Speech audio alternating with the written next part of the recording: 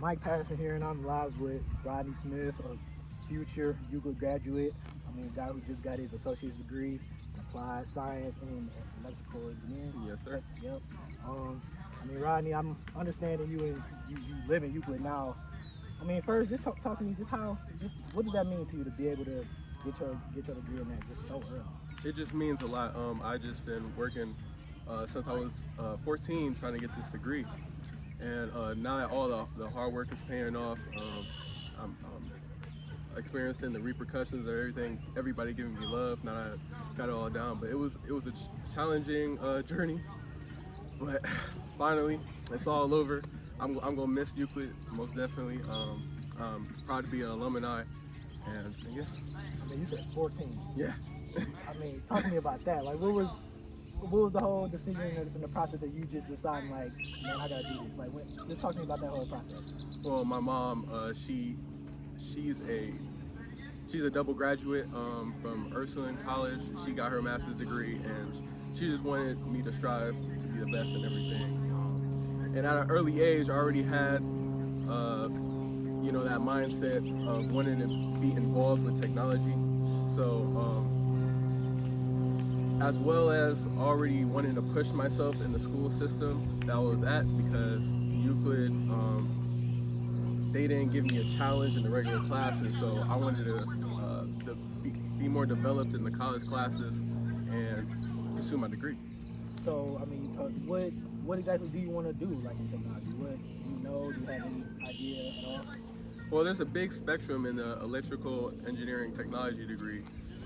I personally just want to work with technology right now. I don't really have a set job for it yet, but I just want to stay around that topic. What do you like so much about, like, engineering, applied science and engineering? I always forget the whole thing, but applied science and engineering technology. Like, what do you like about the field so much? What draws you to it? There's a lot of science that go into technology. Personally, I had to learn a whole different math curriculum when it comes to engineering. We're in a whole different notation, and it really challenged me when I started, because I didn't take those classes at 14. I didn't take calculus or pre-calculus or even algebra 1. So I started taking those engineering maths, and which you need in the technology world. So I won't play. That's all right. You talked about your mom and her being like such a you're fine. Her being such an inspiration.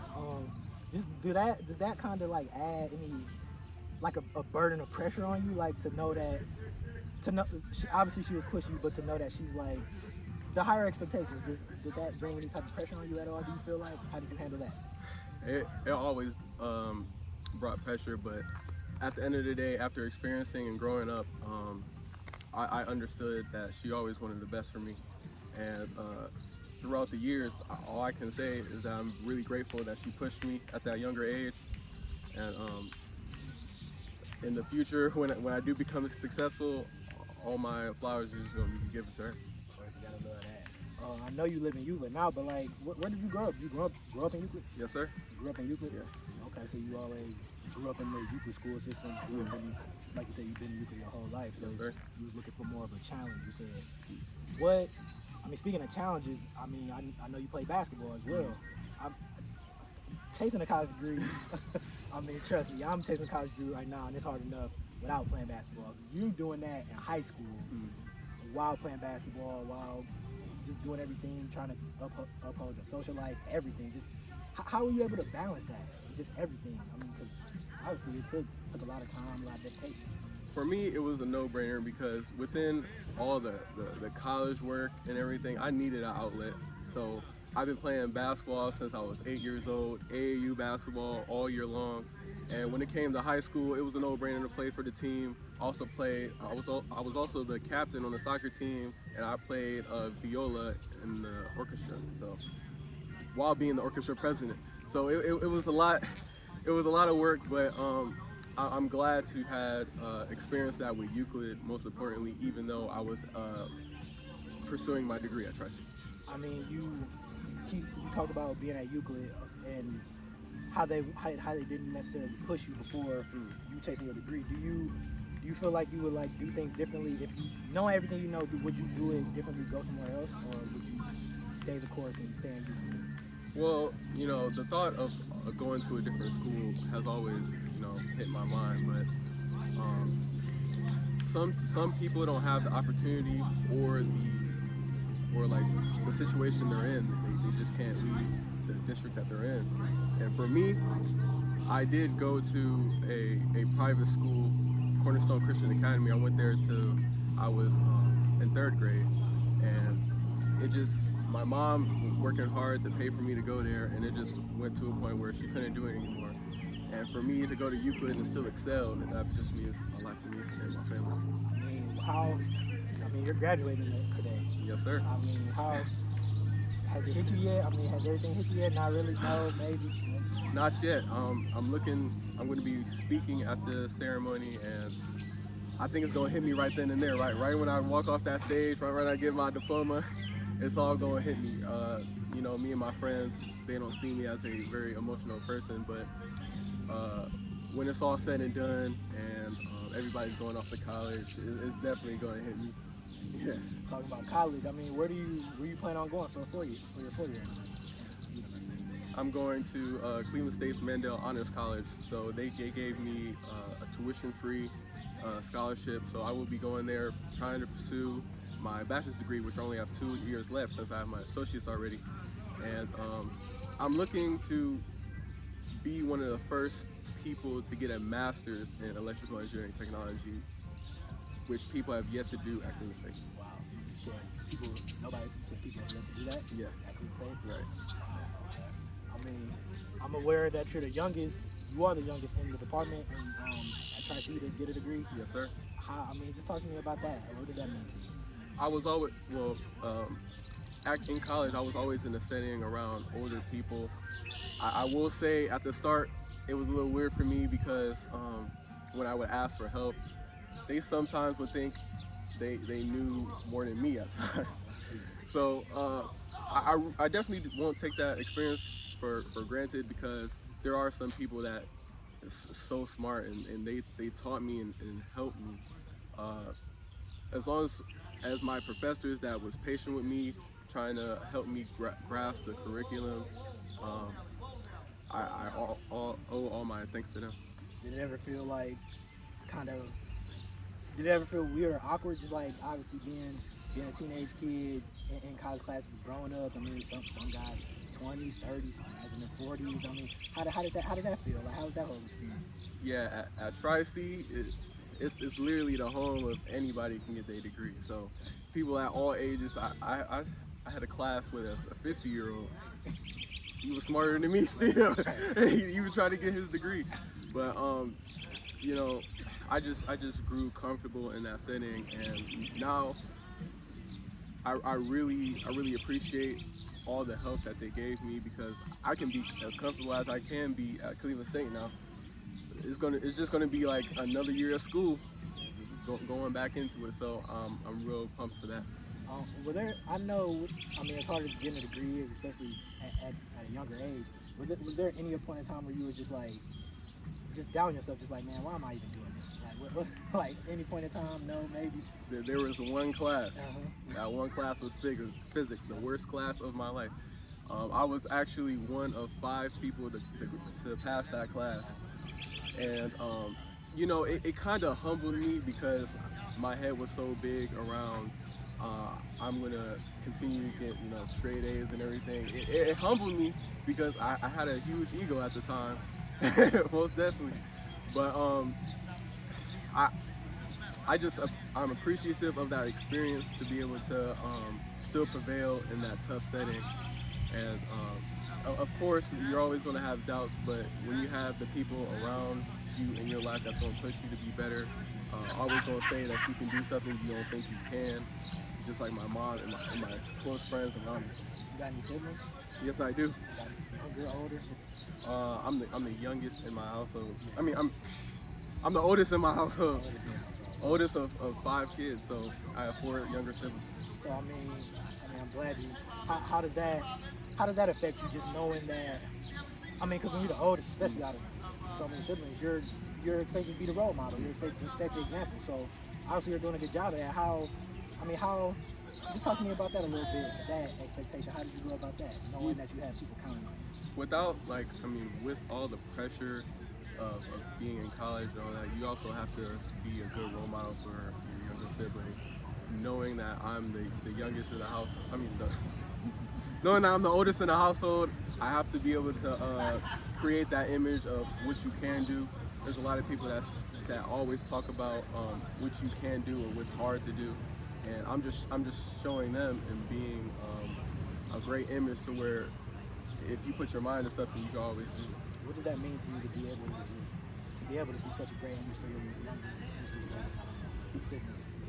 As long as being a good image for my siblings, you could ask all my friends, I'm the greatest image to them too, because I will always push them when they are having doubts too, because I just been shaped this way after completing this 4-year degree so long. I push my friends and my siblings to be the best that they can be. It just means a lot to me to be able to get all my flowers right now as I'm graduating today and receive a lot of love.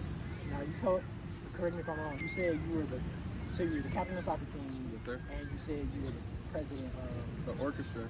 President of the orchestra. Yes. So I mean, 2 leadership roles. I mean, talk to me about those experiences. Like, what did you learn about yourself as you had to kind of serve as a leader for 2 different teams and an organization? Starting out in basketball at a young age, I always wanted to be that person that can make an impact, somebody that can lead a group of people into the right direction, and that experience just plummeted me into that image to where I wanted to be, and it means a lot when you have a lot of people behind you, supporting you as well as listening and willing to follow in your steps. And we had a great orchestra year this year. We played a lot of great songs. I played a viola, so we had a good time. And then the soccer team, most of the seniors had left last year. We were decent last year, and to bring into the new, younger, and the youth into the soccer program, and for me to lead them as a captain, it means a lot. What did you learn about yourself? I mean, serving in those leadership roles. Have you learned anything about yourself? I learned how to be patient. I learned how to be patient with the youth, and I feel like a lot of people don't see that aspect when you're trying to raise a child or when you're trying to teach somebody. You just got to be patient and be consistent with what you want them to learn, and you also have to give them time. You have to give them time. And personally, I earned a position in Tri-C. I'm going to be a laboratory supervisor, so I'm going to be helping some of the students there. So, that has shaped me into being able to be a parent for this job, as I will be teaching people at Tri-C now. Now, how did you get the laboratory supervisor? Yes, sir. Yeah, okay. Yeah. How did you talk to me about that? How did you get that? Just keep on piling on. You're doing great stuff, man. You're doing everything. Yeah. My professors. Well, my first professor, his name's William Lane. I hope you see this. He's always been my mentor since when I started, and he grew into a dean position to where he could, he facilitates my department. So as I was graduating, he came to me like, there's no other person I could think of gifting this position to. Not gifting, but I definitely had to earn it. But there's no, it was like a no-brainer for him because, I strive to be the best, and I worked really hard to get that position, and he saw the potential I had at an early age. Now, can you elaborate a little bit more? What exactly you say you're doing with the position? I'm going to be a laboratory supervisor. So I'm going to be in the laboratory making sure people that have a job and they're still trying to go to school, there's some people that have to miss class. that have to miss class to go to work. So I'm going to be operating during the hours that they're able to still come in, like say at nighttime they get off work, or like usually people get off at 5 p.m. I'm going to be supervising them and helping them complete their lab in the classroom, so they'll still be able to get their degree, and that's all that matters. That people still have the opportunity to get their degree, along with the other responsibilities they have. Now, it seems like, from everything I just heard, it seems like with that position, you're kind of a tool to help other people enhance their success. How does that make you feel, knowing that you have such a direct impact on people, like, already? Like, well, people had such a direct impact on me all my life. You know, people has, like I said, given me the opportunities to be the best that I could be, and it's only right that I do the same thing and give opportunities to the future generation and future graduates. now, it seems like you got your hands full already. Do you even have time to even? Are you are you active in the community at all? Do you even have time to do anything? You know, I'm not as active as I would, or as active as I wanted to be during my high school career. You know, I went through COVID, and after COVID, my mom kept me at home. She was like, why be at school when you can continue to strive and have even more time and to study, get good grades at home. So I was able to do that, and for me to be able to, I'm planning to come back and volunteer and help with the soccer team when I can. Well, it's a lot. It's a lot. I really want to be more in the community, and that's what Cleveland State mentioned to me in the honors program. They was like, they really love that I'm willing to be in the community coming in my future years, and they would love to see that. I just can't be out. It's like I didn't even know you were a part of it. Yeah. I knew you were on the soccer team. You just do a lot, man. Yes, sir. Props to Rodney, man. Props to Rodney. But getting back on topic, now you got me contemplating. But just, this whole experience, this whole journey, has there any been like the biggest lesson? Do you have any like big takeaway from this whole experience as a whole? Just you working through getting your degree. You finally getting it. You seeing just impacting people. You seeing the successes you had. Like, just any big lessons that you learned about yourself, life, anything.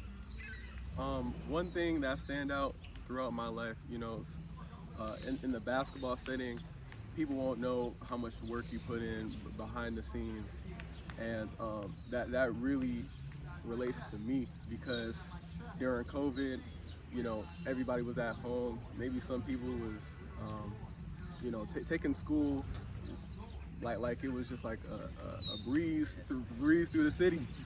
But in that setting at home, I was putting a lot of hours into my degree, a lot of time trying to grasp concepts and be the best I can be. Yeah. At that point, what's done in the dark will always shine in the light. You touched on COVID a few times. How did that impact the whole process? Did that throw any wrinkles in the journey at all? That's ironic, because a lot of people have bad things to say about COVID, but that first we got out of school from COVID 2020 in March. That summer is when I started pursuing my degree.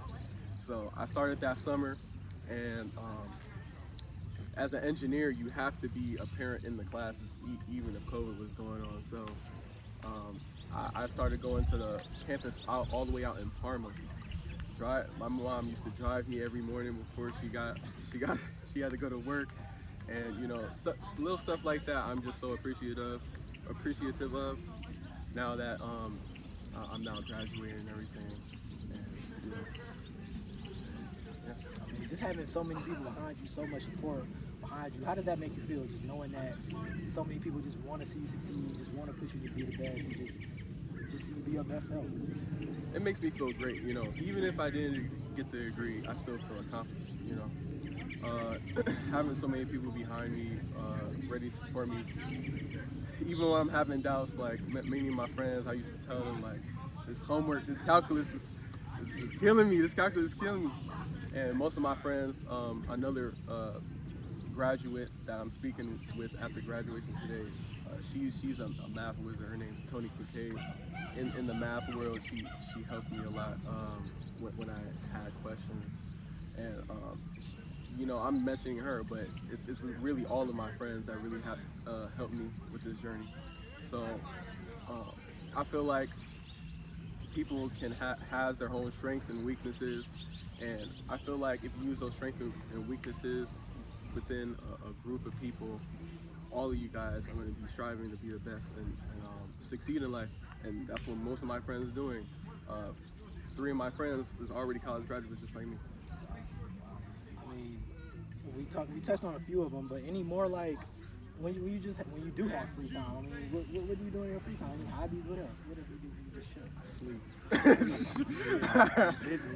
I sleep. I go to the gym when I can. I still hoop.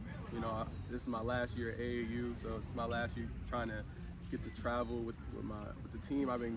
I'm still with the same organization I've been in since 4th grade, so it's my last year with them, and it's bittersweet because you know, I'm gonna miss basketball, but you know, I'm moving on to bigger and better things, trying to get my bachelor's degree and potentially my master's.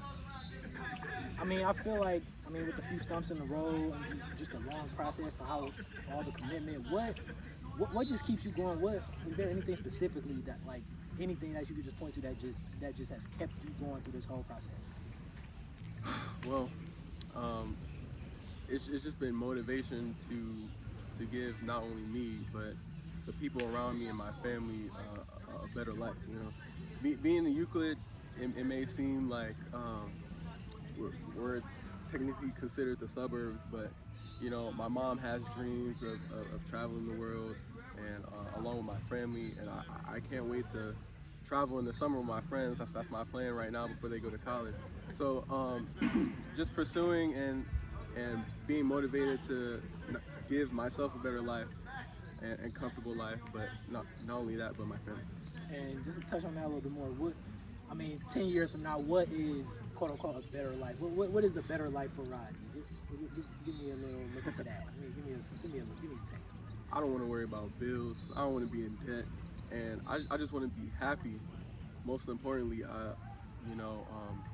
I had to understand that the hard way going through my degree. You know, it's gonna be hard. There's gonna be some times where you sad. You might mess up on like an assignment or a big test, but being happy in your life is always going to be the priority. Happy with yourself and the people around you and what you're doing. Rodney, you most certainly should be happy with yourself. Euclid is proud to have a good student, a good person like Rodney, man. It's a pleasure talking to you, man. Thank you for your time. You, sir. Before we get out of here, is there anything else you want to say? Hopefully, I can get into the community more, so hopefully you will see me more throughout these years. I'm looking to get more in the news too, be a bigger impact in Cleveland as well as Euclid, because I'm a Euclid alumni before anything. So I'm just looking forward to that in the future years. You heard it from Rodney first. That'll be all. See you guys next time. Thank you. Thank you.